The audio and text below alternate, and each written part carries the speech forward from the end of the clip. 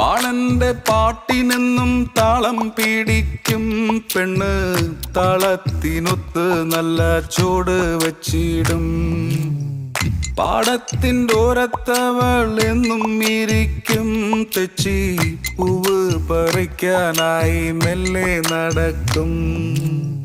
പാൽക്കാരൻ പയ്യനെ കാണാൻ വാഗമരത്തിൻ മറവില് നിന്ന് ആരുമറിയാതെ അവളെന്നും മെല്ലെ നോക്കിയിടും, പിന്നെ പുഞ്ചിരി തൂകിയിടും.